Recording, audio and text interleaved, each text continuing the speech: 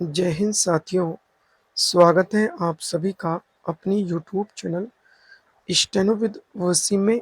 आशा करता हूँ आप सभी अच्छे होंगे।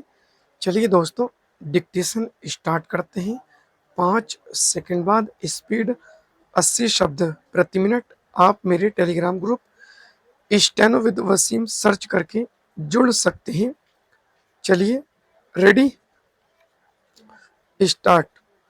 सभापति महोदय, इस समय विश्व में आर्थिक महाशक्ति के रूप में जापान की स्थिति, परस्पर संबंध, व्यापक मामलों में जापान के साथ हमारे द्विपक्षीय सहयोग को बढ़ाने के लिए प्रेरित करती है।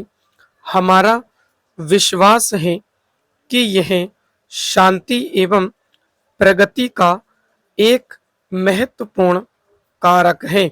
दक्षिण पूर्व एशियाई देशों से हमारे पुराने सांस्कृतिक और द्विपक्षीय संबंध रहे हैं।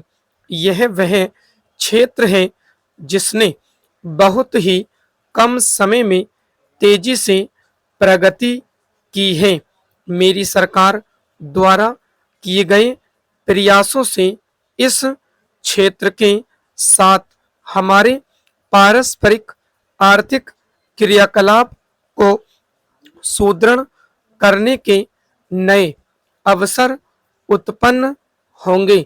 मेरी सरकार आसियान और इसके सदस्य देशों के साथ अपने संबंधों को सुदृढ़ बनाने को प्राथमिकता देती है।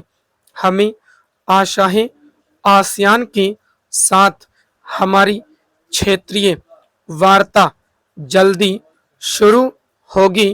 पिछले दिसंबर में हुए शिखर सम्मेलन के बाद आधुनिक विश्व में एक सुदृढ़ राजनीतिक और आर्थिक सत्ता के रूप में यूरोप का प्रादुर्भाव एक महत्वपूर्ण घटना है।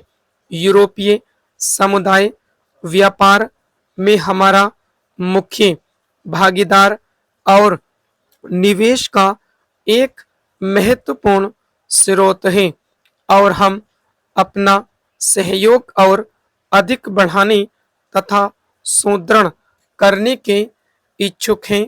हमारे प्रधानमंत्री का सबसे पहला विदेशी दौरा जर्मनी का था, जहां उन्होंने जर्मनी के नेताओं से दोनों देशों के पारस्परिक महत्व और सहयोग के अनेक विषयों पर विचार विमर्श किया।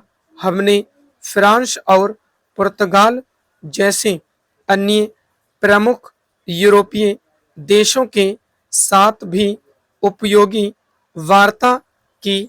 पैराचेंज, शीत युद्ध के अंत में घटनाओं और उससे संबंधित मुद्दों के कारण हुए आमूल परिवर्तनों से यह निश्चित है कि एक नया स्वरूप संघर्ष विरोधी संदर्भ में व्यवस्था की संरचना में उत्तरी दक्षिणी देशों के संबंध का नया रूप धारण करेंगे। विश्व के विकासशील देशों को अपने आप को विकास की इस नई गति के अनुकूल बनाना होगा, जिसका उद्देश्य संपूर्ण विश्व में समान समृद्धि प्राप्त करना होगा। खुशहाल एवं संतुष्ट मानव जाति के इस स्वप्न को साकार करने में विश्व शांति और व्यापक निरस्त्रीकरण का महत्वपूर्ण योगदान होगा। भारत इस स्वप्न को साकार करने का भरसक प्रयास करेगा।